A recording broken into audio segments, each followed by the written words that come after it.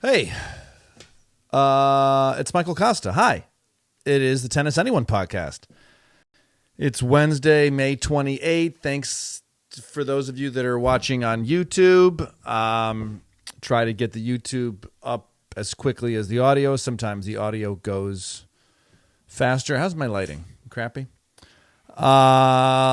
Big Lucky Loser poster behind me. That's my book. It came out 2 months ago, published by HarperCollins. It's the story of the beginning and end of my tennis life, and somehow through a strange transition into stand-up comedy. Crazy. It's a good read and a listen on Spotify, Audible, everywhere. I am currently watching Tommy Paul lose to Fucsovics. Fucsovics, which, by the way, every time I listen to commentators, they say his name differently. Tommy Paul lost the first two sets 6-4, 6-2, wins the third set 6-3 on serve in the fourth, roughly 6-7 p.m. right now in Paris. And I have to tell you, as someone that had never been to the French Open, years ago I went, 3 years ago, during the strike, the writer's strike, to Daily Show was off, was doing some work for them, and man, is it sweet. Man, is it sweet. It is so beautiful and respectful. It's like Wimbledon and the U.S. Open had a baby, even though that's not fair, because that's like saying that Wimbledon and U.S. Open are the parents to the French Open. It's just classy, elegant, raw. It's French. Mwah. The very last day, I biked to the courts, and man, did I wish I had done that the rest of the time. The other time, I took the subway or whatever they call it, the metro. Did a car service a few times, which that was fun because I got to share a car ride with Jim Courier. That was badass. And you know what's great? Jim Courier, all he wanted to do was talk to me about comedy, and all I wanted to do was ask him tennis questions. It was like I wanted his life, and he wanted my life. Am I comparing my comedy to being the multiple Grand Slam champion, world number one of Jim Courier's tennis? You're goddamn right. That's how it works here at the Tennis Anyone pod. So Tommy Paul's got some work to do. A lot has been made about the fact that his truck got repossessed, which does surprise me. Even if you switch your bank accounts around and the bank payment isn't going through, it's wild that they just took it, you know? But also, it's fun that we know Tommy Paul drives a truck. Apparently, he found out through his Ring camera. You know, he's in Europe playing tennis. 30-all, 4-3 Fucsovics. Tommy Paul is serving. What do you think about TNT? I mean, it took me 2 days to figure out that TNT was even broadcasting this. It's definitely they definitely have turned up the jokiness, right? You see a lot of photoshops.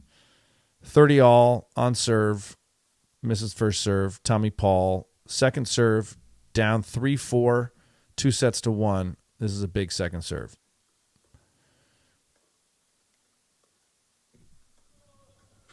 Fucsovics, short ball, rips the forehand cross court, drop volley. Tommy Paul, oh, geez. Little cat and mouse there. Fucsovics hit a drop volley. Tommy Paul runs up, tries to hit a nice little cross court dink. Fucsovics has a break point. Let's watch. This might be tough for those of you that are watching on YouTube, but guess what? This is what sometimes happens to Tennis Anyone pod. 4-3 break is a special break. If you get it, you then need to take a deep breath and realize, oh shit, I'm about to serve for the match. Big kick serve out wide. Ace being called out. Now it's a second serve. That's a big emotional adjustment. You went from being down break point, hitting a first serve, kick serve, ace. Second serve. Middle of the box, short return, shank, forehand by Tommy Paul. That's the break. Fucsovics is now serving for the match, up 5-3 in the fourth. It should be noted that Optimum TV and cable went out today. So I'm watching this on a bad Verizon cell phone signal. It should be noted that Optimum TV cable is by far, and I've done them all. I've done Charter, I've done Spectrum, I've done Verizon. Everyone hates their cable provider. Nobody lies to you more than Optimum. Nobody makes you jump through more hoops to remove stuff than Optimum. I want to go on the record and say Optimum deserves to be shut down by the federal government. First serve in, chip return, big forehand winner, inside out, huge. You know, when you're serving for a match, you want to play the match you've been playing to get there, but you can't be soft, right? So you want to just turn it up a little bit of an edge. Don't take undue risks, but you want to pounce. One of the easiest ways, I think, to serve out a match, or at least put yourself in best position to serve out a match, is just really focus on first serves in. Gives yourself a big advantage there. First serve in, 15 love. Fucsovics. Second, first serve in. Tommy Paul, big, deep forehand. Fucsovics on his back foot. Tommy Paul working him around. They're trading aggressive ground strokes, short slices. Cute. Fucsovics comes in.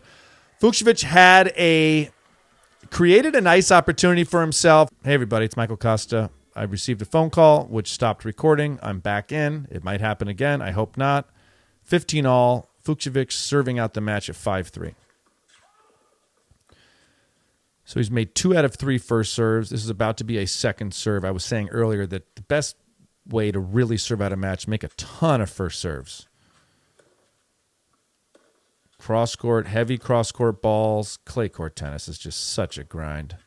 Inside-out forehand, Fucsovics. They're changing direction quite a bit, but their net clearance is very high.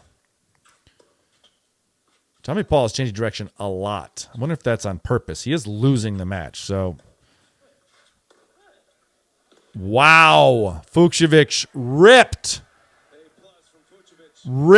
a forehand down the line over the high part of the net. I would say that was a healthy amount of risk. When you serve out a match, do what works, do what has been working, tighten the screws, but amp up the aggression a little bit, in my opinion. Nothing worse than when you're serving out a match if you give that game away. But you don't need to change anything, but don't be a pussy either. First serve in, 3 out of 4 first serves. Tommy Paul, great return. Tommy Paul played an aggressive point. I love that. This is like in soccer, my coach used to kick the ball right in the middle of 2 people. They call it 50-50 ball, and you'd have to both run and try to like fight for that ball. That's what's happening right now. It's like 2 animals have been fed 1 meal right now, and they're fighting. And nothing shows a champion's mind and heart more than being tough to kill. Missed first serve. Second serve, 30 all. Fucsovics serving 5-3 in the fourth. Serving out the match. Huge, heavy return by Tommy Paul. He's really picking up the return game here. Pulling Fucsovics off. Oh, got the error. You know, Tommy is playing better now with his back up against the wall. There's one thing that I just always recognize in a bad motherfucker is they're hard to kill. We all know this from Djokovic. But Tommy Paul is so tough to kill. So break point to get back on serve.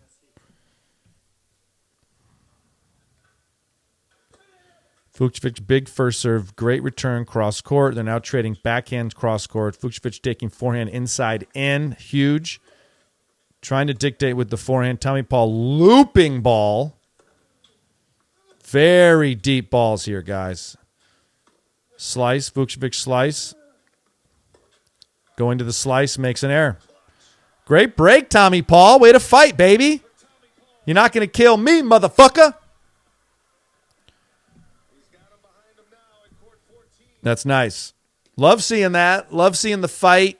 Always enjoy watching Tommy Paul. You can't just say Tommy. You can't just say Paul. He's got two first names, so you got to say them together.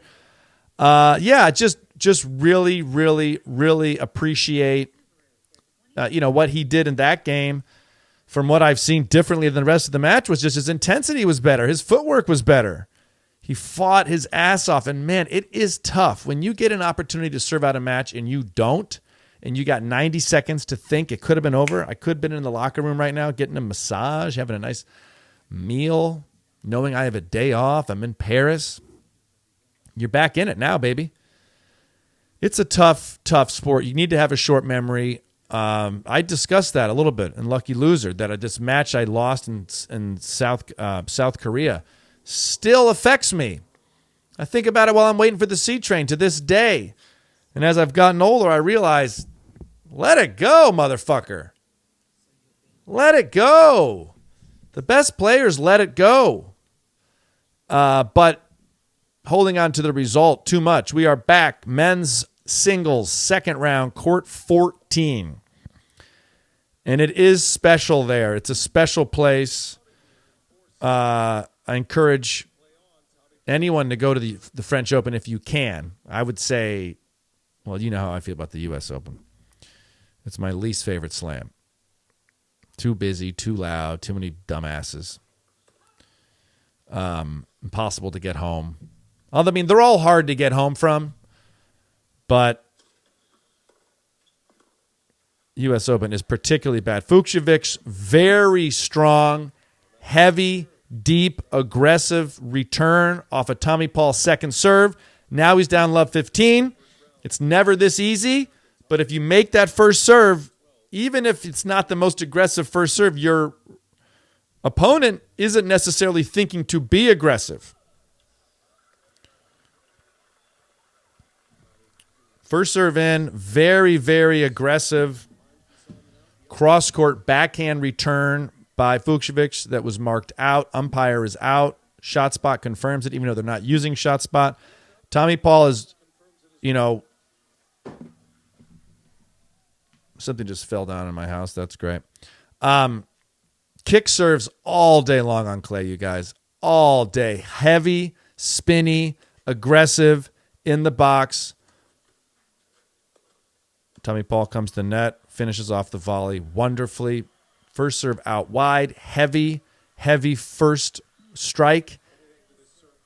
Behind Fucsovics, comes in, hits a forehand volley winner cross court. I grew up learning to play it to the deuce court, play it to the ag court, play it to the deuce court. And when you watch these guys play clay court, it's not that simple. They may play 4 balls in one corner and then go to the next. Wow, Tommy Paul really playing aggressive. I love this. If Tommy can keep playing like this, he's going to win the match. Now he's just serving to stay in it. What I mean is there's more artistry involved in clay. They're going deuce court, deuce court, deuce court, deuce court, deuce court, ad court, deuce court, deuce court, deuce court, ad court, ad court, ad court, short, deep. It's like a freaking song the way these guys play. Deuce court, ad court. Short, slice, coming in, missed it. Fucsovics, game over, 5-all. Well, anyways, so we'll keep an eye on this. 5-all in the fourth. Great fight, Tommy Paul. Very much appreciate that. You're not going to let Fucsovics repossess your truck. So I could just keep watching this. I don't know if you want me to keep watching this, talking to you about it. I thought the Rafael Nadal ceremony, I don't love these ceremonies. I do think Rafael Nadal deserved a send-off. I don't know about the Roger Federer, Novak Djokovic, Andy Murray part of it. Do you want those guys at your send-off? I did look this up. Roger Federer, Nadal head-to-head with Federer is up 24 wins, 16 losses. Novak has 31 wins over Nadal's 29 wins. So let me start over. Nadal won about 2/3 of the time over Fed. Nadal won 48% of the times against Novak Djokovic. They played 60 times. Wow. That's, crazy. And then Nadal won 17 times against Murray, lost 7. I was kind of surprised Murray was there in the first place. And I also wondered, do you want these other people associated with your goodbye? But I guess, I'm sure he approved that, right? There was a cool article in The Athletic, why is it called The Athletic? Just call it New York Times Sports page. What happened? I thought Nadal, honestly, this is mean. I'm a comedian, so I'm allowed to think this. The first thing I saw when Nadal was on the court is I said, yeah, this is what happens when you stop taking performance-enhancing drugs. Your hair gets all fucked up. That's not fair. These athletes, I don't think they put on makeup and grooming before they go out and do these events. That's a good point, Kosta. Thank you. Roger just always looks like that. But it is crazy, like with HD cameras and considering these guys are branded, these women are branded, tons and tons of money spent on them. They're not getting hair and makeup done before the match.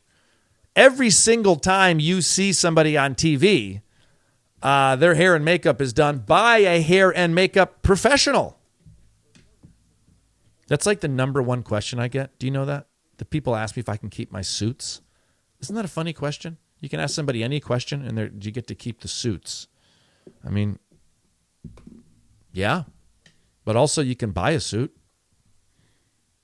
Maybe it's funny that I understand how much time and effort and work goes into getting on TV and staying on TV and trying to be good on TV. And so I want people to ask me those questions. And instead it's like, do you got to keep your suits?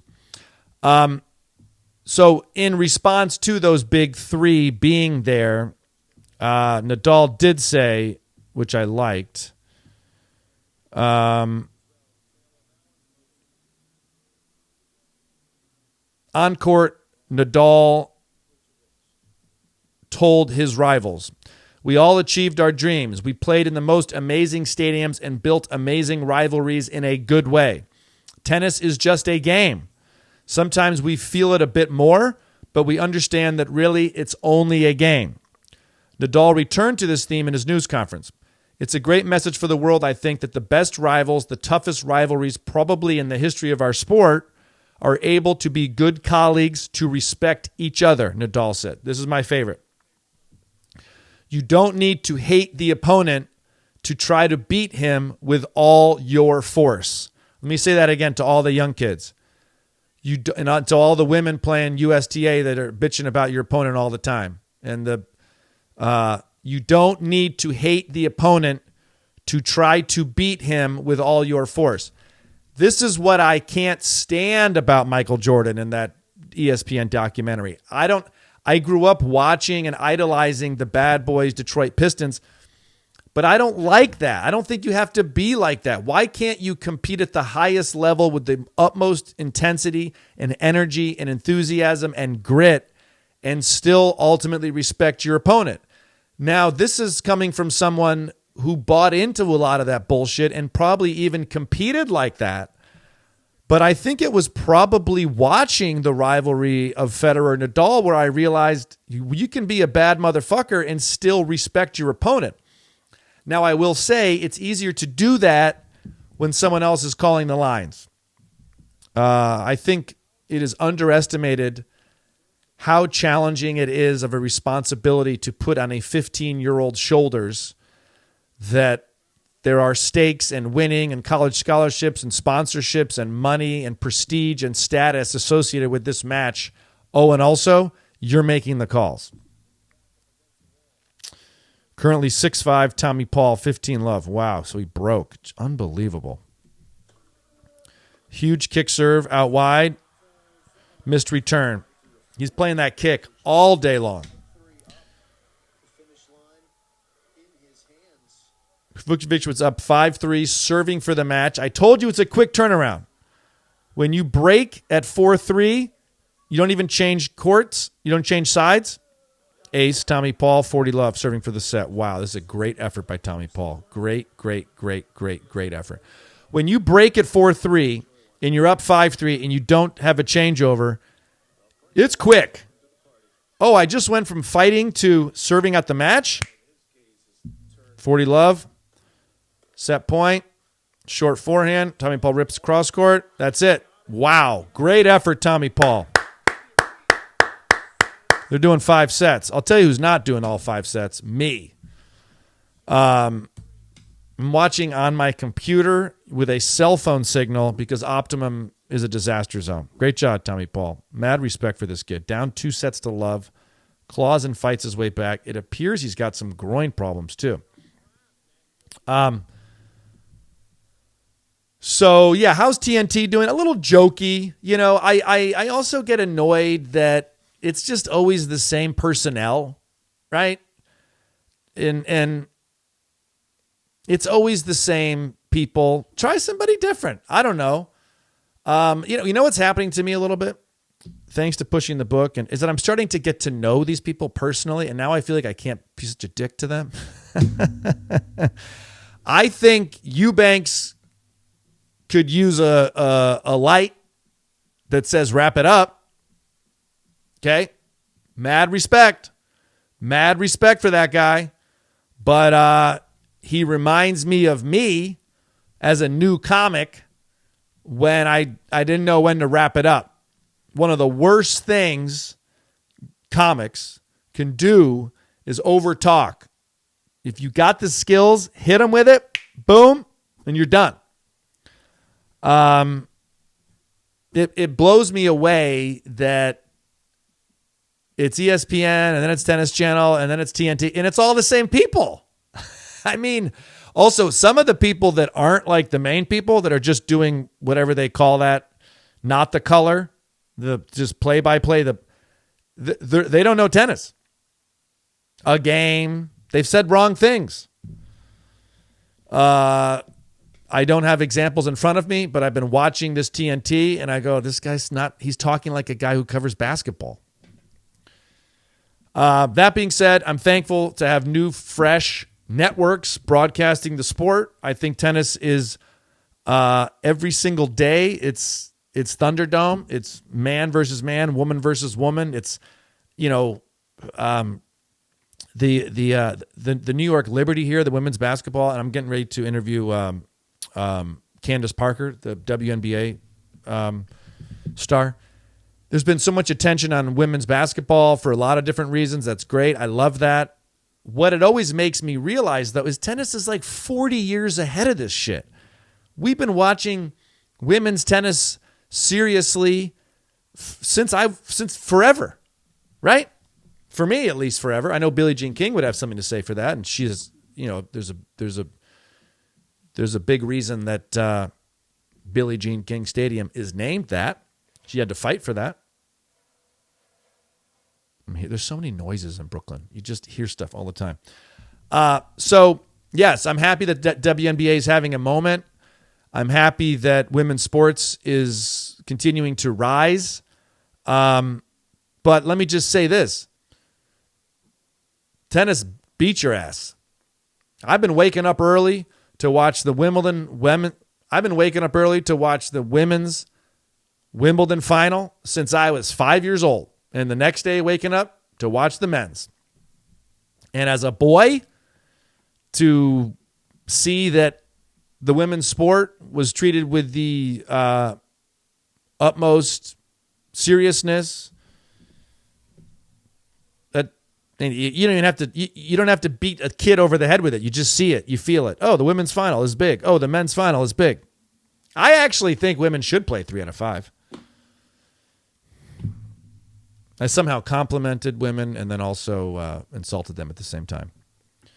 But as that side of the sport gets more and more fit and competitive and more money is coming in, yeah, let's go 3 out of 5. Or men should just play 2 out of 3. That's another discussion. There's probably a whole like alpha male that if you make men play 2 out of 3, that they become beta soy boys or something. Think about that. Yeah. So Nadal is the big story here.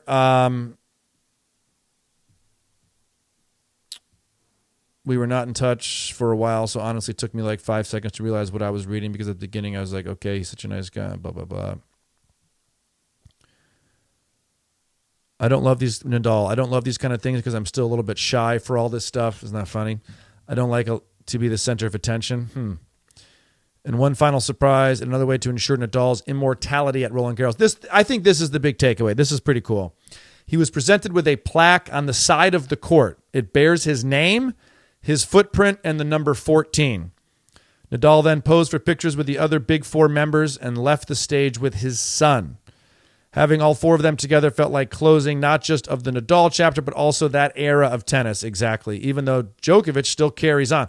By the way, there was a funny moment when Federer, Djokovic, and Murray were all kind of standing there waiting to be announced. And, you know, maybe it's my own projection, but Nadal and Fed, they're not exactly chit-chatting. You know, I'm sure, look, they've buried whatever hatchet existed, but I don't think they're best friends. Let's just put it that way. He, Murray, and Federer all agonized with how to say farewell, and in the case of the former two, they seemed to struggle badly with letting go. On Sunday, Nadal was able to do so. It was worth the wait. By the way, 2 things to say. I'm curious to see how Nadal handles retirement because everybody tells me, I don't know the guy, that this is his world and life and all he's ever done, and will he be able to actually transition out? He certainly has the money. The other thing is I'm convinced that whenever people use the former and the latter, that nobody knows what anyone's talking about. I think we need to eliminate that statement from the English language. Well, I believe the former. Well, the latter. I'm lost. Politically,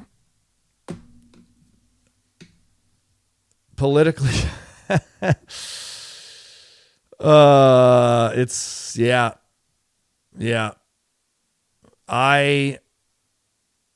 Someone came up to me after I made fun of Elon Musk for doing the Nazi salute, and someone came up to me and said, "Hey man, do you really think he's a Nazi?"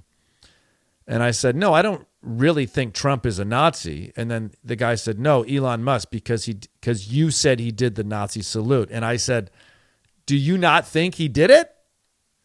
Because I saw him do it twice." And he said, "Dude, all the people that work for him are Jewish." I hear that and I go, it's hard to process that this man did that. And we don't want to think he did it, especially if we're pseudo rooting for him in that administration. But guys, come on. That happened. And that made me think that must be tricky to be Jewish and to work under Elon Musk and see that. And I don't remember, and correct me if I'm wrong, I don't remember a bunch of Jewish people leaving to work under Elon Musk. Maybe I'm wrong, but that must have been challenging because it's a job and it's money and it's security, just like all of us have. That must be really terrible to watch Elon Musk do that and then go, oh, do I have a responsibility now to leave, to speak up? I mean, it's like something that me as a white Anglo-Saxon male raised Catholic, even though I'm out of Catholicism, I don't really ever feel the obligation if my boss were to make fun of the Pope or something, which is not at all the same as doing a Nazi salute. But let me just go on the record here. Elon Musk did the Nazi salute twice. And it is wild that I feel like that has not been made into a bigger deal. And I will remind everybody all the time that Elon Musk is not American. He is not from this country, and yet was and still is given reins to affect, eliminate, change the American government. That's not cool. I'm not cool with that. I'm not cool with that. This is not someone who has a comedian or an entertainer or an artist. This is a non-American was given the keys to the American government. I don't like it. I'm not on board. Let's check in with Tommy Paul. Tommy Paul is down. They're on serve in the fifth. This will be fun to watch. Ladies and gentlemen, this is the Tennis Anyone podcast. I'm Michael Kosta. Thanks for watching, listening. Dates posted at michaelcosta.com. Please check out Lucky Loser wherever you buy books. Rooting for Tommy Paul here and all Americans. What else? Let me just read that Rafael Nadal quote one more time because I like it. I like it a lot. You don't need to hate the opponent to try to beat him with all of your force. That also is an interesting word. I don't think Federer, Djokovic, or Murray would use that word force. But when you watch Nadal, he is trying to beat you with all of his force. They might use tactics, game, style. But Rafael Nadal saying trying to beat your opponent with all of your force makes perfect sense, doesn't it? Locks in perfectly. Thanks for listening to Tennis Anyone podcast. Game, set, match. Kosta.